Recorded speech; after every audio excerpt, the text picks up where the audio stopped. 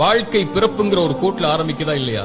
அந்த பிறப்புங்கிற கோட்ல ஆரம்பிச்ச மாதிரியே மறுபடியும் மரணம்ங்கிற அதே கோட்ல வந்து முடியும்.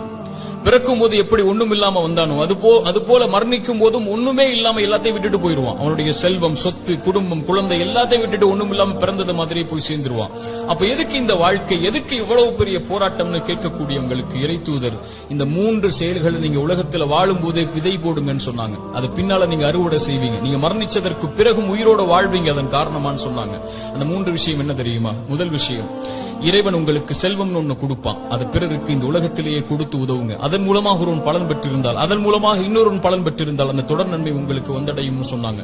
இரண்டாவது, இறைவன் உங்களுக்கு கல்வின்னு ஒண்ணு கற்றுக் கொடுப்பான். எதுவா இருந்தாலும் சரி, ஒரு எழுத்தா இருந்தாலும் சரி, அது பிறருக்கு பலன் பெற கற்றுக்கொடு. அதன் மூலமாக அவன் பலன் பெற்றிருந்தால், அதன் மூலமாக பலன் பெற்றிருந்தால் அந்த நன்மை வந்து சேரும்னாங்க. மூன்றாவது, இறைவன் உங்களுக்கு குழந்தை ஒன்று கொடுப்பான். கணவன் மனைவியின் நோக்கமே அதுதான். அந்த குழந்தையை நல்ல முறையில் வளர்த்தெடுத்து அந்த குழந்தை உங்களுக்காக பிரார்த்தனை செய்யும் அளவிற்கு நீங்கள் வளர்த்திருந்தால் அந்த குழந்தை செய்யக்கூடிய பிரார்த்தனைன்னு சொன்னாங்க. அப்படி நல்ல குழந்தைகளை இந்த பூமியில் இருந்து மரணிப்பதற்கு முன்னதாக வளர்த்தெடுப்பதுன்னு சொன்னாங்க.